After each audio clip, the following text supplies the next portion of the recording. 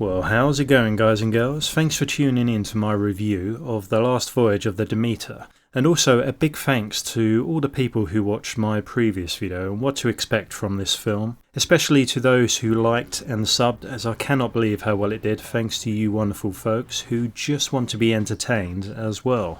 It's taken me a while to be able to see the film, as there were complications with distribution rights and therefore the film was not able to be shown in certain countries, sadly. But luckily I was able to see it just recently.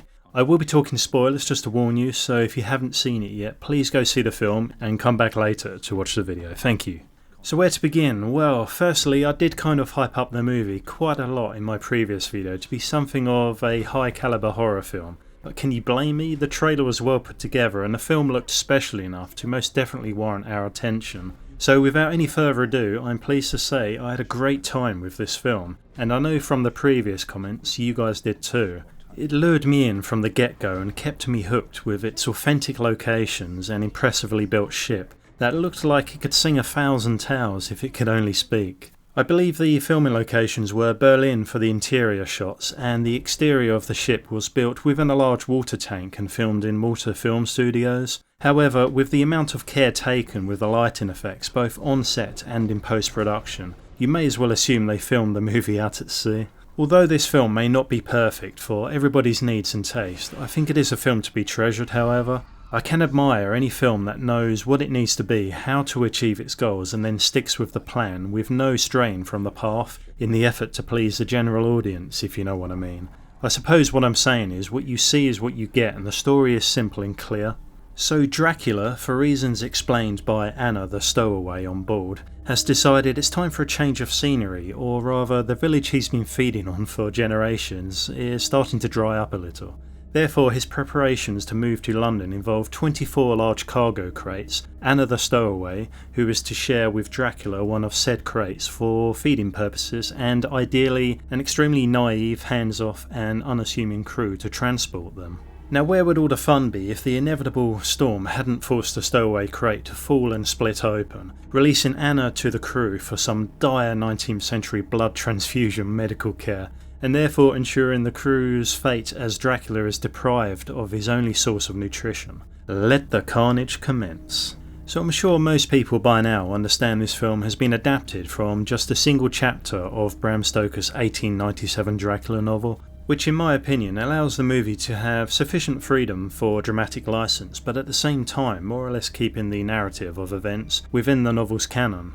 Or, as we now know how the film ends, potentially what the studio has in mind as canon could mean bigger plans, such as sequels or possibly even Universal Monster crossovers. We don't know yet. I have to say, I wasn't the biggest fan the last time they tried that with Tom Cruise and Russell Crowe, but if they maintained the tone demonstrated in this film, then you have me intrigued. So let's go back to the start. I love the opening scene, which essentially is the ending, the last stop for the Demeter.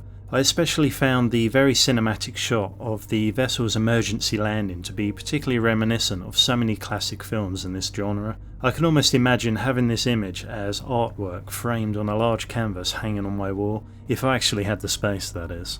The way the police inspectors hurry down the dark and gloomy hillside, looking on helplessly in shock and dismay, sets up the story perfectly. The atmosphere is very foreboding and leaves the audience guessing as to this new threat that the English now face, and how many passengers may have survived this minuscule and inconsequential chapter in Dracula's story.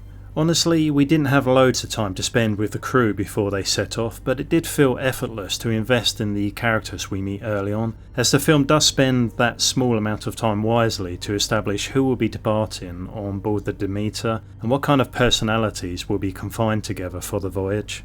Once aboard, and as I hoped would be the case, we get to see old friends engage with one another and new relationships grow, for better or worse. We pretty much see a crew in high spirits and making the most out of their lot in life, unaware of the terror to come. We even get to hear a good old pirate shanty as some dance to the song, and certainly most drink as the music soothes their hearts. Damn, I love me a good pirate shanty.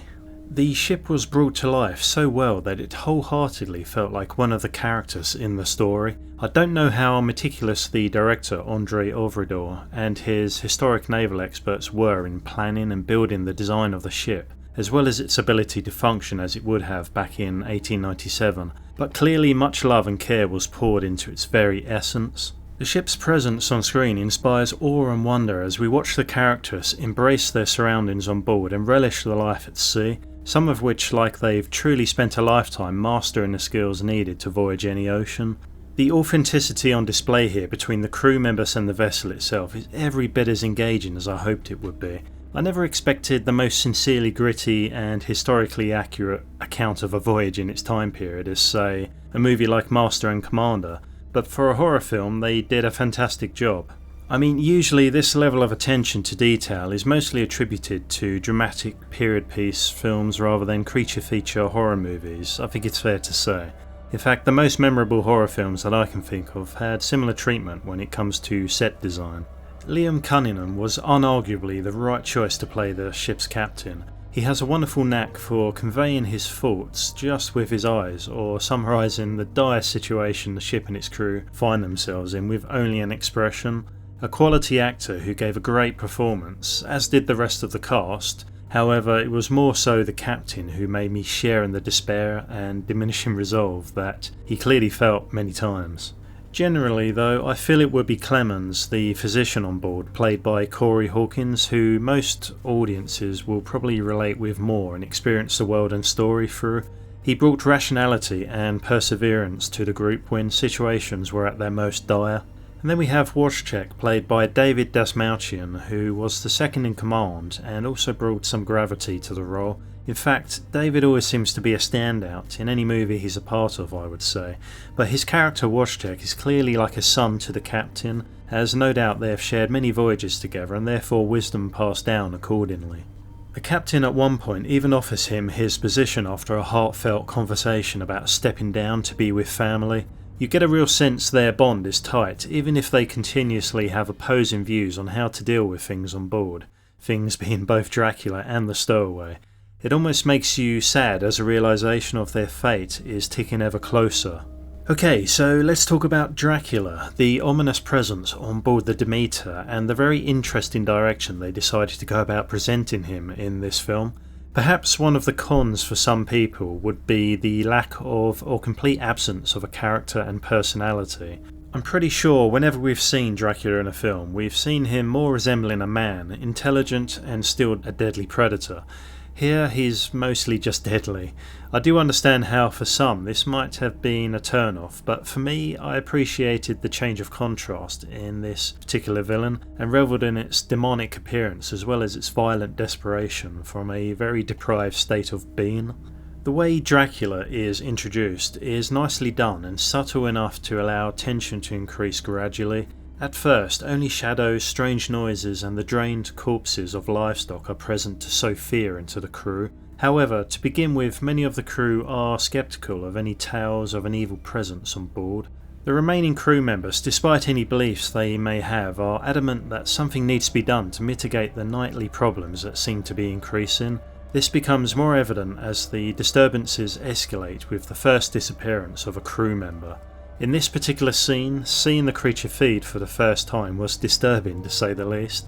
I was almost tricked into a false sense of security when the unlucky shipmate approached the near-death and deformed husk of a vampire as it began to crawl helplessly across the deck, wheezing for air in the process.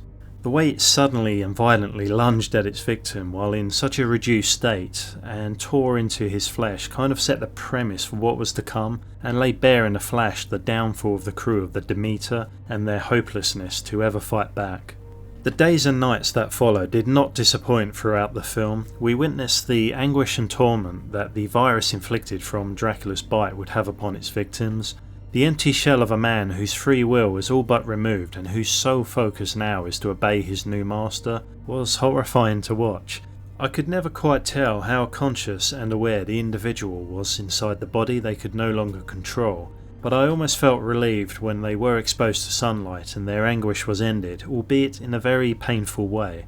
With every night that followed, the beast would gain in strength and power, offering new ways to torment its victims. As soon as the bastard sprouted wings, it was really just easy pickings from then on. Before long the ship would arrive at its destination, not the exact destination intended of course, but the one we saw in the opening act of the film. So I found it difficult upon reflection to find any major faults with the last voyage of the Demeter, especially as I was always engrossed with every minute that went by. I suppose there were moments when I thought, well, that was great, but could it have been better? Nothing that big comes to mind, however. I did find myself wondering at times why Dracula doesn't simply just fly to land, especially when they're in sight of it, but then it would make more sense for him to leave nobody alive to keep his arrival a secret. He certainly could have disposed of the crew much faster at the end, flown to land whilst leaving the ship sailing ablaze, but now we're just nitpicking, aren't we? The film was a great watch, really impressed with the effort put into this feature, and I love the vagueness of the ending. Now, the director Andrei Ovridol has decided to stray from the source material ever so slightly by allowing just one of the crew members to survive the ordeal, and in doing so has almost set up a sort of Van Helsing vibe for Clemens. We see him on the hunt tracking Dracula to a tavern, which leads to an interesting scene where another Easter egg is revealed. Not only do we see Dracula blending into the crowd, well, almost, it was odd to see him still in a beast form. Maybe this was merely an illusion meant for Clemens to create fear, or perhaps his human form is the illusion, designed to fool the masses, but Dracula was sporting a cane with a silver wolf head. This was maybe a reference to the 1941 Wolfman film, which could, as I said before, be just another clue to possible future instalments of a universal monster mashup, who knows. On the other hand, Dracula was also known to take on the wolf form, as well as a bat. The bat, of course, was mainly the archetype on display in this film. So I'm happy to say that I was very pleased with how this film turned out. It could have been scarier at times, but I appreciated what it achieved with the characters, and also the attention to detail when it came to the costume and creature effects. Javier Botet, as always, did a fantastic job at creeping us out as a man inside the costume, and the use of gore when the violence comes into play was really well done. And you know what, I can appreciate how difficult it is to scare people these days. It feels like we've been exposed to everything and are left numb to the sensation of true terror. From the early days of films like Alien and The Exorcist that presented an untapped stroke of genius in mixing pure horror at its finest with top storytelling, right up to the emergence of found footage movies offering a new and more visceral experience to watch horror, like you were seeing something you weren't supposed to. I hope some new and original way of scaring us is just on the horizon, but in the meantime, The Last Voyage of the Demeter was a well-tempered horror that stuck to its guns and never, at any moment, fell flat or missed a beat. I hope the story continues, whether it be more chapters from Bram Stoker's novel, or perhaps crossover with other familiar monsters. So let me know what you guys and girls think. What did you like or dislike about the film? Let me know in the comments and I'll get back to you as always. In the meantime, hope to see you soon and take care of yourselves. Thanks for watching.